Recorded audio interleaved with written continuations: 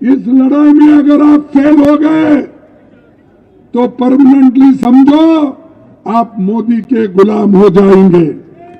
अब आजकल ED, income tax, ये सब तैयार है। पहले कोई सुना इसका ऐसा? ये इसलिए कि देश के लोगों को डरा डरा कर, अपोजिशन को डरा डरा कर अंदर डाल के ये हुकूमत करना चाहते हैं। और फिर एक बार हमको आजादी लाना है, बोलने की आजादी लाना है, लिखने की आजादी लाना है, मीटिंग करने की आजादी होना है, सबके साथ मिलके एक बंधु प्रेम के साथ रहना है इसकी। लेकिन मोदी जी के जमाने में कोई अच्छा बात करता है उसको सीधा FIR होती है। जो इस बीजेपी सरकार में अन्याय अत्याचार हो रहे हैं उसके खिलाफ वो लड़ रहे हैं। तो मैं यही कहूंगा, हर कांग्रेसमैन में, हर कांग्रेस के लोगों में ये जोश आना चाहिए। ये लड़ाई सिर्फ किसी के लिए नहीं है, ये लड़ाई है देश के डेमोक्रेसी को बचाने का, देश के लोकतंत्र को बचाने का, देश के संविधान को बचाने का ये लड़ाई है। अगर इस लड़ाई में अगर आप फेल हो गए तो परमानेंटली समझो आप मोदी के गुलाम हो जाएंगे। अगर इस बीजेपी से अगर आप डट के मुकाबला नहीं करेंगे तो आगे आने वाले दिन हमारे नौजवानों को, महिलाओं को, शेड्यूल कास्ट को, शेड्यूल ट्राइब्स के लोगों को, OBC को, कर्मचारियों को, इन सब को तकलीफ होगी। अभी तकलीफ हो रही है लेकिन और भी तकलीफ होगी कि ये फिर इस देश के जनता को मोदी जी गुलामी में डालेंगे। ये कहा या नहीं कहा? दिया नहीं दिया? फिर ये झूठ है क्या सच है? तो झूठ कौन हो गए? फिर हम उनको झूठों का सरदार बोलना और क्या बोलना चाहिए? अरे एक आदमी प्रधानमंत्री इस देश के युवकों को धोखा देता है, इस देश के किसानों को धोखा देता है, महिलाओं को धोखा देता है। उनको कहता था मेरी माँ बहनें चूल्हे के सामने बैठते हैं तो उनके आंखों से पानी निकलता है। ये देखकर मुझे बड़ी हैरान हो गई, इसीलिए मैं मुफ्त सिलेंडर दूंगा। सिलेंडर की कीमत तो हमारे टाइम में, हमारे वक्त कितना था? 450 रुपए था। अब कितना है? तो ये जनता की भलाई की है क्या जनता की बुराई की है? आप ही सोचिए। ये गारंटी है उनकी, ये गारंटी है, इसलिए आप उस गारंटी को मत देखो कांग्रेस की गारंटी को। हमने ये कहा कि आपको पेट भर खाना देंगे, इसीलिए सोनिया गांधी जी ने फूड सिक्योरिटी एक्ट लाया और करोड़ों गरीबों को उन्होंने मुफ्त में चावल दिया। उस वक्त सिर्फ 3 रुपए थे, लेकिन हमने उसको कम करते आए हर जगह अलग अलग ढंग से। लेकिन आज 80 करोड़ लोगों को मैं मुफ्त दे रहा हूं। अरे कहां से दे रहा भाई? कानून तो हम बनाए, सोनिया गांधी जी ने बनाई, और उनके जमाने से ये चावल देना शुरू हो गया। कोविड में तुमने थोड़ा 5 किलो बढ़ाया और उसी की बात करते हैं। इसलिए मैं ये कहता हूं, ये हमेशा झूठ बोलते हैं और झूठ बोल बोल कर लोगों को ऐसा भ्रमित किए हैं कि हर चीज को सच समझ रहे। आज एम्प्लॉयमेंट की यह स्थिति है, एम्प्लॉयमेंट घट रही है। सरकार में 30 लाख वैकेंसीज है, रेलवे में है, पोस्ट ऑफिस में है, केंद्रीय विद्यालय में है और स्कूलों में है, एडेड इंस्टीट्यूशन में है। अगर आप पूरे देश का हिसाब लेंगे तो कांग्रेस, आप पूरे लोग देखेंगे कि कांग्रेस ने जो पब्लिक सेक्टर भी बनाई, इसका पूरा अगर आप हिसाब लेंगे तो कम से कम 30 लाख सरकारी नौकरी खाली है। मोदी साहब ये क्यों नहीं दे रहे? क्योंकि अगर परमिशन दिए तो उन जगहों पे SC ST के लोग आएंगे, रिजर्वेशन भरेगा, बैकवर्ड के लोग आएंगे, भरेंगे, गरीब लोग आएंगे, नौकरियों में जाएंगे। तो उन्होंने यही किया, ये बंद करके गरीबों को पेट भी नहीं भरना, वैसा कॉन्ट्रैक्ट बेसिस में, डेली वेजेस में ये कर रहे हैं। तो और ये गरीबों की भलाई, सबका साथ क्या है? वो सबका साथ सबका विकास। अरे वो जान दो भाई, सबका साथ सबका विकास, लेकिन मोदी ने कर दिया सबका सत्यानाश। और ये हमको सिखाता। अरे हमारे नेताओं ने तो, पंडित जवाहरलाल नेहरू जी ने तो इतने बड़े बड़े पब्लिक सेक्टर बनाए, डैम्स बनाए, और इन डैम के वजह से हमारा इरिगेशन बढ़ा, अन्नदान बढ़े, और पब्लिक सेक्टर से लोगों को एम्प्लॉयमेंट मिले। एम्स, इंजीनियरिंग, ये सब इंस्टीट्यूशन खोले। कौन खोले? हमने खोला। और मोदी जी आने के बाद ऐसा कोई भी बड़ा काम नहीं हुआ। बताओ कौन सा बड़ा डैम इन्होंने बनाया? बताओ कौन सा ऐसे बड़े बड़े इंस्टीट्यूशन बनाए? हाँ, एक काम उन्होंने बहुत अच्छा किया है। वो काम है देश के जनता को बांटो और राज करो। ये वो कर रहे हैं। और इसलिए हमारे युवक, आप होशियार रहना चाहिए। ये देश का मामला है। देश के सत्ता में अगर ऐसे लोग बैठेंगे तो देश बर्बाद होगा, हमारे युवक बर्बाद होंगे और हम बड़े तकलीफ में गिरेंगे। तो इसलिए भाइयों, आप लोगों को मैं एक बात कहना चाहता हूं। दिल्ली भी अगर जो बड़ी है, जो आज सड़कें देख रहे हैं, आज फ्लाईओवर देख रहे हैं, स्टेडियम देख रहे हैं, ये किसकी देन है? कांग्रेस। अगर शीला दीक्षित जी ये स्टेप्स अगर नहीं लेते, सोनिया गांधी सपोर्ट करके ये जो इंफ्रास्ट्रक्चर शीला दीक्षित के ओर से बनाया नहीं जाता, तुम्हारा क्या है? कोई लोग जो कहने दो सत्ता में बैठे सो लोग और दूसरे लोग, उनका क्या देन है?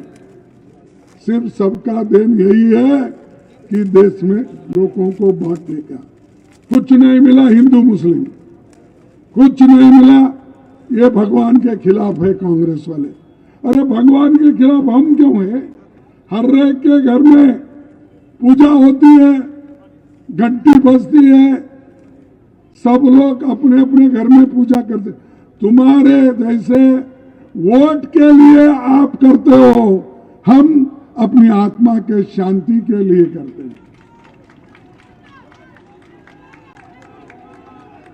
आप लोग दिखाने के लिए करते हो, लेकिन हमारे लोग आध्यात्मिक होके वो काम करते हैं। तो भाइयों, ये जो इनका ये सरकार है, एक बात मैं बताऊंगा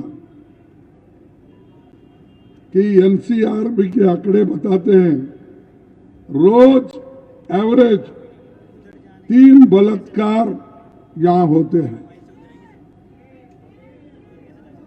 2022 में महिलाओं के खिलाफ अपराध की 14,158 घटनाएं हुई ये महानगरों में, और कोई पूछने वाला ही नहीं। एक जमाना था कांग्रेस का, अगर छोटी सी भी कोई गलती होती तो लोग रोज आके सड़कों पे बैठते थे, भजन करते रहते थे, रात पर वो क्या है अपना मोमबत्ती लेके फिरते थे। भाई कहाँ है अब मोमबत्तियां? दिख रहे नहीं, कहीं भजन दिख रहा नहीं। भाई लोगों को भूखे रख के आप भजन नहीं कर सकते, इसीलिए लोगों को खिलाना है। हमने यही फूड सिक्योरिटी आके खिलाया, देहात के लोगों को मनरेगा दिया। ऐसा कोई काम बीजेपी ने किया है? सो मनरेगा प्रोग्राम को पैसे इन्होंने घटाया और वो कहे कि जब जरूरत पड़ती है तब हम देते जाएंगे। अरे भाई, बजट में ही अगर ज्यादा पैसा नहीं है, आप देहात के लोगों को 100 दिन की गारंटी थी नौकरी देने की, काम करने, आप कितना दे रहे हो? 19 दिन। ये मोदी सरकार का मॉडल है। ये मोदी जी का गरीबी के बारे में सोचना है, इसीलिए इसको ध्यान में रखिए। अब भूलिए आपके छोटे मोटे कुछ भी डिफरेंसेस है, ये देश के लिए लड़ना है और फिर एक बार हमको आजादी लाना है, बोलने की आजादी लाना है, लिखने की आजादी लाना है, मीटिंग करने की आजादी होना है, सबके साथ मिलके एक बंधु प्रेम के साथ रहना है इसकी। लेकिन मोदी जी के जमाने में कोई अच्छा बात करता है उसको सीधा FIR होती है।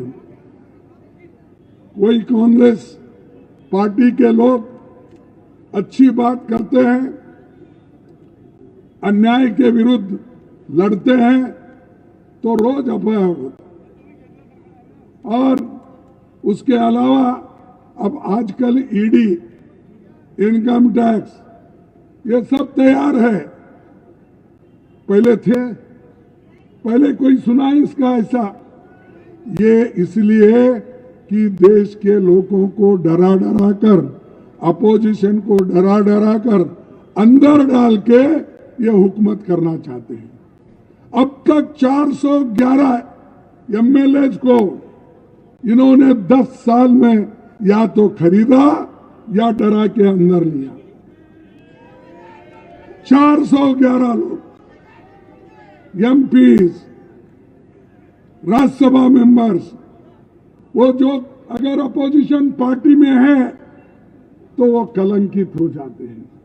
अगर उनके पास कोई बिजनेस है, कोई धंधा है, तो उसको बंद कैसा करवाना और बंद करके उसको तबाह और तंग कैसा करना, वो करके उस MP को, MLA को वो अपने साथ लेते हैं, लेकर अपनी हुकूमत बनाते।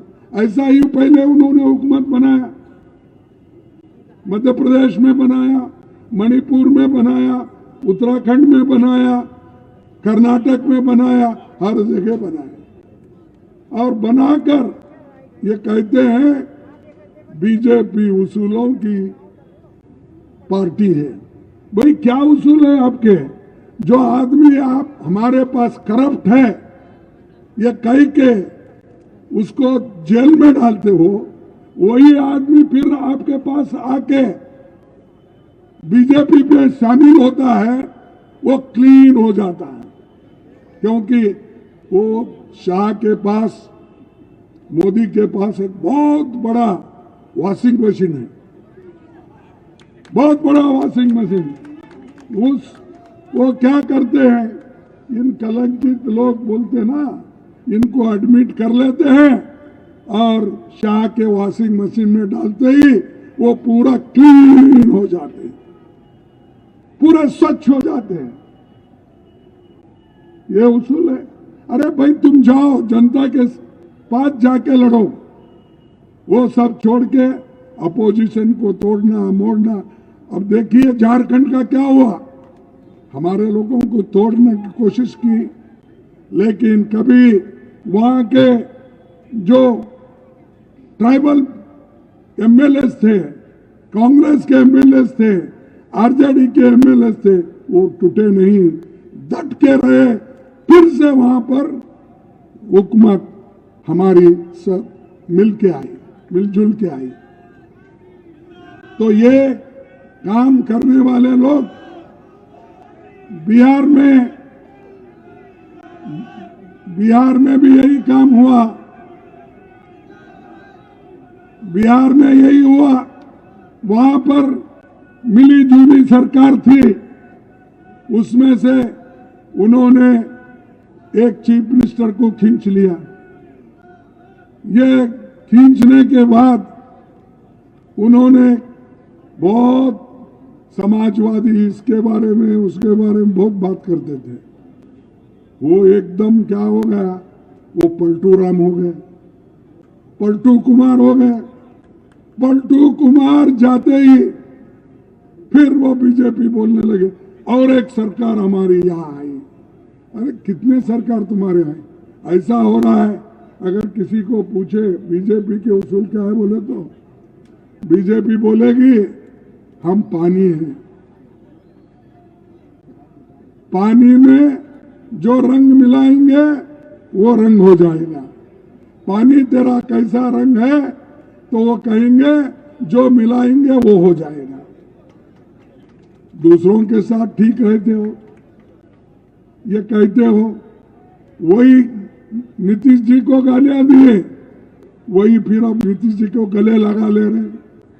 और मोदी जी की भी यही आदत है, वो बात नहीं करते, अंदर से सबको काट देते हैं।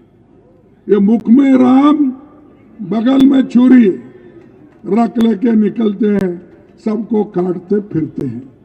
तो भाइयों मैं यही कहूंगा, हम तो किसकी बुराई नहीं करते। राहुल गांधी जी ने यही बोला, हमने तो मोहब्बत की दुकान खोली है, कोई भी आ सकता है। ये लोग द्वेष की दुकान खोली है, हेट की दुकान खोली है, और हेट करना ये इनका काम है। सबसे मोहब्बत से रहना हमारा काम है और वो हम ये कर रहे हैं। आप सर्व के यहाँ के लोग, अगर हम दिल्ली जीतेंगे तो सारा देश जीतेंगे।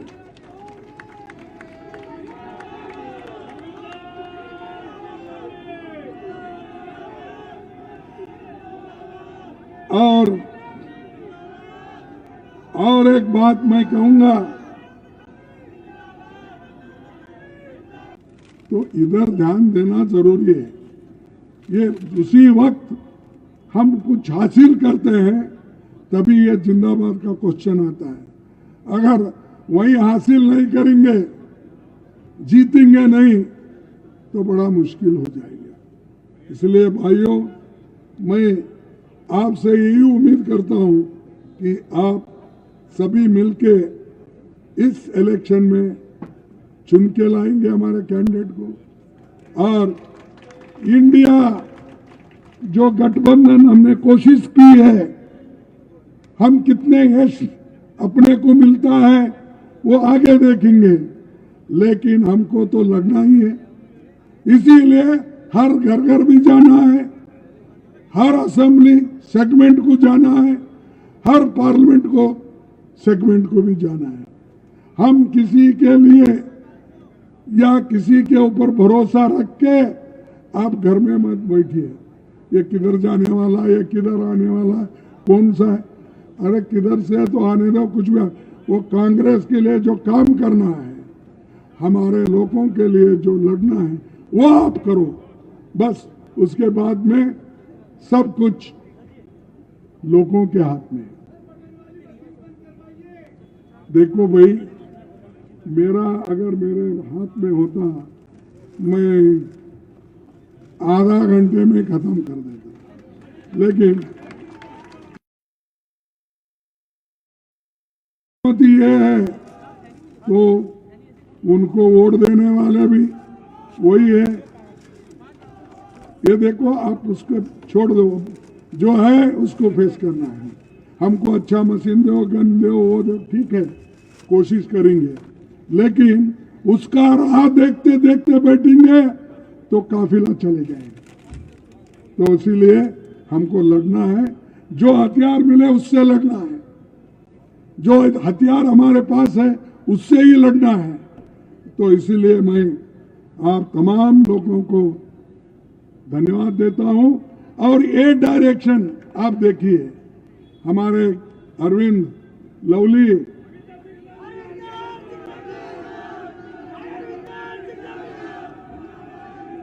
ये ठहरो भाई, देखिए, नहीं आप रियली लवली बनना चाहते हैं, रियली लवली बनना चाहते हैं, ये बूथ वाइज काम पहले करो, ये जो बूथ एजेंट का काम करो, ये वर्कर वहां बिठाने का काम करो, तभी कुछ हम हासिल कर सकते। इसलिए ज्यादा कुछ न बोलते, इतना कहकर मैं आपसे अपना बात खत्म करता हूं और आप सबको धन्यवाद देते हुए मेरे बात को खत्म करूंगा। जय हिंद। नेशनल दस्तक की आपसे गुजारिश है कि अगर इसको बचाना चाहते हैं तो नेशनल दस्तक को सब्सक्राइब करने के लिए रेड कलर के सब्सक्राइब बटन को दबाएं, फिर बेल आइकन की घंटी दबाएं। नेशनल दस्तक को बचाने के लिए बहुत जरूरी है कि हर खबर को शेयर करें, लाइक करें, कमेंट जरूर करें।